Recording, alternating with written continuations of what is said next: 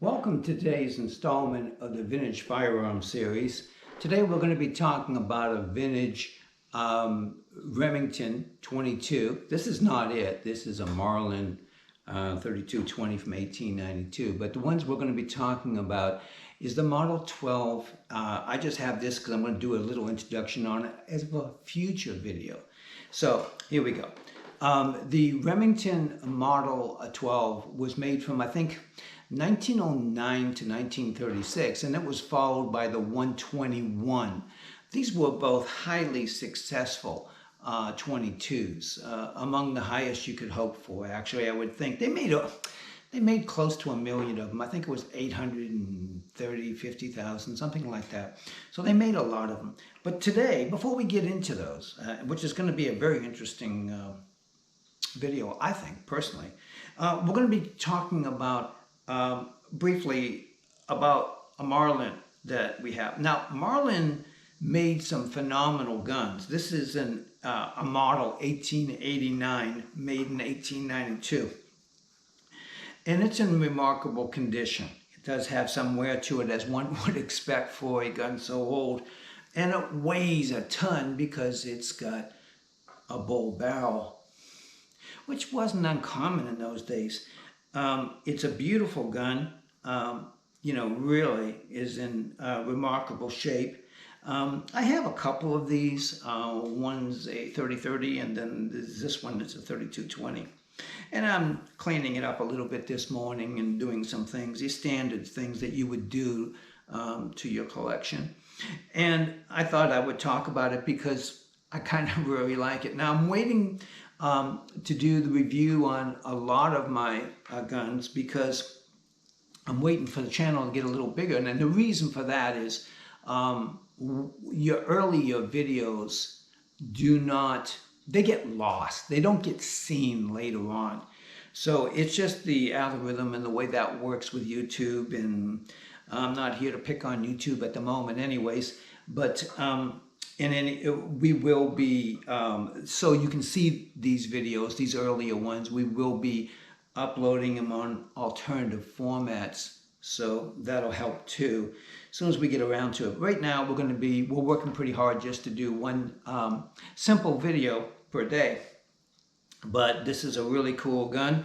Let's get to the gun that I want to talk about today though. Okay, so this is the Model 12. It was a breakdown made, as I mentioned, from 1906 to 1909 to 1936, something like that. It was kind of cool because it was right at the time when they started making 22s available in different sizes. For instance, you could put a short, a long rifle in here. And that was fantastic. That, it really started to catch on at about the time that this was made. I don't know if the very early ones, like 1909 or something, would have had a long rifle. They might have. I don't have that information. If somebody else has it, that would be nice to know.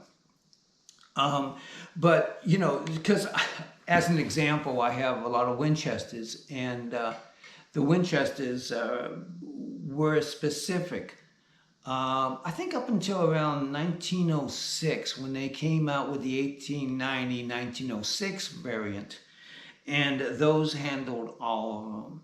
But I have, like, say, a 1902 Winchester 1890, and that handles only the shorts. And I have other variants that handle only the longs. I have an 1885 model, 1887, that handles just the shorts. So, but about this time, somewhere between 1909 and the late teens, they started putting them in long rifle as well. And especially when they could go ahead and offer the varying sizes. I think that was a big thing. This gun, I think, comes from 1926. That's what I remember. And so the way you would uh, chamber around your first round. Once it's loaded, it is not. It's push this little button in down here, and then if it had a round in it, you just go forward. There's not very much movement on the, if you notice, it's a very slick. John Peterson, Pedersen, I think his name is actually, designed this gun. I mean, he designed a lot of great guns. I think he also did the Remington Model 10, one of my favorite guns of all time. I mean, I still am a Model 12 guy from Winchester, but I can't believe that the Model 10 wasn't more successful than what it was. But not to get too distracted, this has just open sights, very simple. Doesn't get much simpler than this. And it's in pretty nice condition overall. You've got your cross safety here, which is a pretty nice thing, because when you bring up the gun, the last thing you do, and you're set to go. So it's a nice gun. I think that it's a tube feeder, of course. Okay, I guess I didn't mention that, and I really should. Typically, these tube feeders, I don't know what this variant handles, but they handle typically about 15 long rifles, more shorts, of course. And so, and you know, the other thing is about long rifles is that it's the most popular ammo available anywhere. You can go into any gun store and get 22 long rifles. I mean, you can go just to department stores if they still sell guns. There's been a lot of pressure for them to get out of that business, but if they still do sell guns, they certainly are going to have 22s long rifles. May have 22 shorts off and on or something like that, but they'll always have 22 long rifles if they're much of a store at all. So there you go on that. Of course, the way that loads, I guess I wasn't maybe too specific on that, but you would just drop the rounds down and through this hole. Just pull that up. It's got a little button to push on it, and then you drop it in there. And it's kind of nice because it looks like you can only go one way for the newbies out there among us. Nothing wrong with being a newbie. We were all a newbie once. And so you just drop it in, and when you can see the top of the shells, that's when it's telling you it's full. And so that's it. The serial number on this one is on the side where it also says Model 12. You know, sometimes it's hard to date them. During certain years, they'll have letters and things up here, and this one may have that too, but I was able to find the serial number on this, so I could look it up online, which is kind of a nice thing. And so if you want to take it down, you can obviously, somebody has this one pretty tight. I'm going to leave it. It's probably tight because every time you take them apart, they get a little loose. So if you're just curious of what's inside, I mean, if you're at a store looking at it or something and you want to know, you should have a right to look inside if you are a serious buyer. But if you just have nothing to do on a Thursday afternoon, you probably shouldn't break it down. Now, some will disagree with me, but I've seen too many that are loose, and I've seen some that were tight that were worked on, not this particular model, but another kind of gun. And it had to be worked on a number of times, and it started to get loose. And so I know that that is a problem. So let me see here. Basically, I think we're all ready to go outside, load it up, and take a few shots with it and see what we can do with this old Remington Model 12. It's kind of funny. When I say Model 12, I can't help but think of Winchester and their Model 12.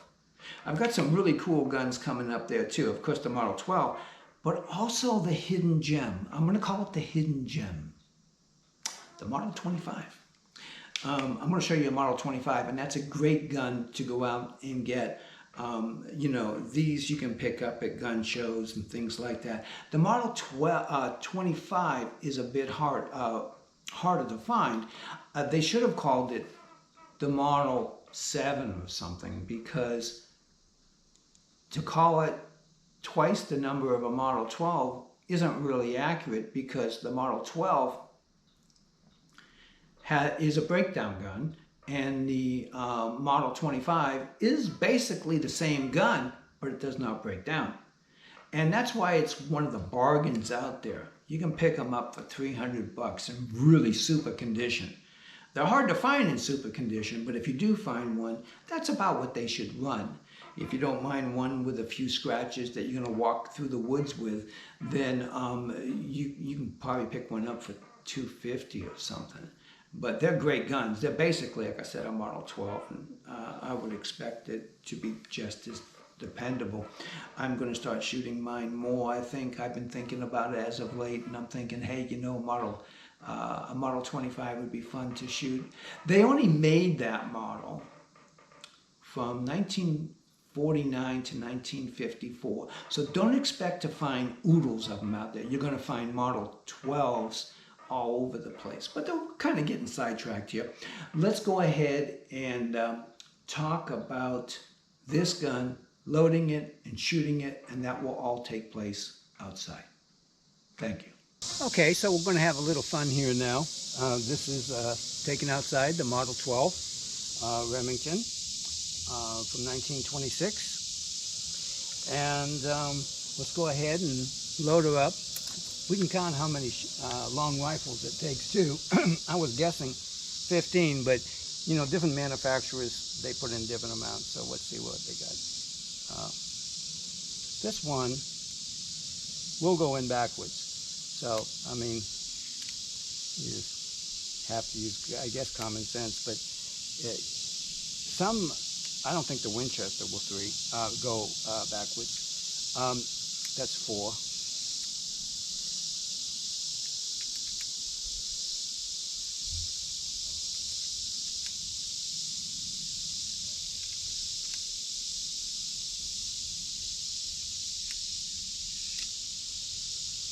I suppose you're bored. I think that's 10. Okay, so really 10 is what it will take.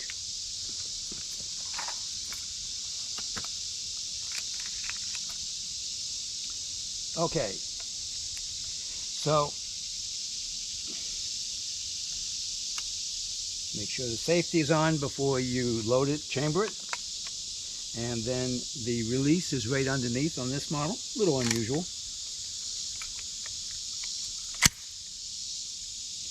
Okay, so I've got a new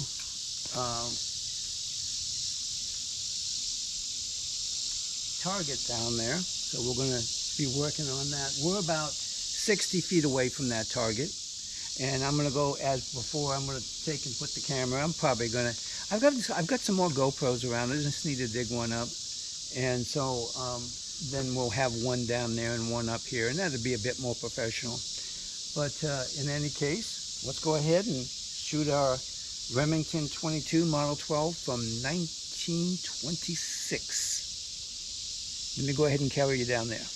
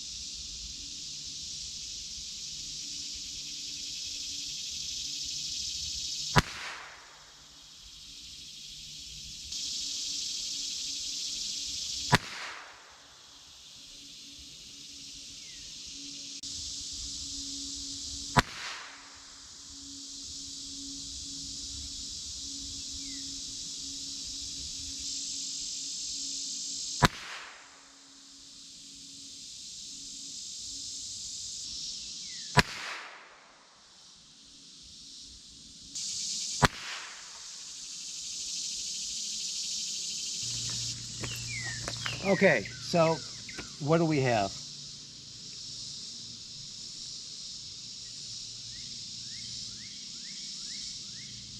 I think I got 11. That was what I managed to get in. The one was a little high. I had a spotting scope, and so I was watching them as I shot them. I made no attempt to correct. So maybe a little less coffee would do better in my grouping. But you can see the majority of them. The gun is definitely shooting to the right, and my coffee makes me go crazy a little bit. But it looks like I've got 3 outside the target.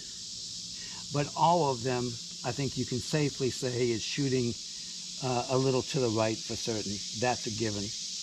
And some of the 121s that I have would outperform this, but that doesn't mean we couldn't adjust the sights and make it a little better, and I think we could. So, and like I say, there's always me. So on any given day, you shoot differently, and that's just the way it is. But that's not bad. I mean, that's for like at least 60 feet. And so I hope you've enjoyed this video in some way or capacity. As soon as we get a few more subs, only because I'm not monetizing it, so at least not any short-term thing. But I would like to be able to not to bury the videos on my very best guns. So we're going to keep on doing these until the channel gets bigger, but we'll talk about the others as well. Take it easy. I'll look forward to seeing you in tomorrow's installment. Bye-bye.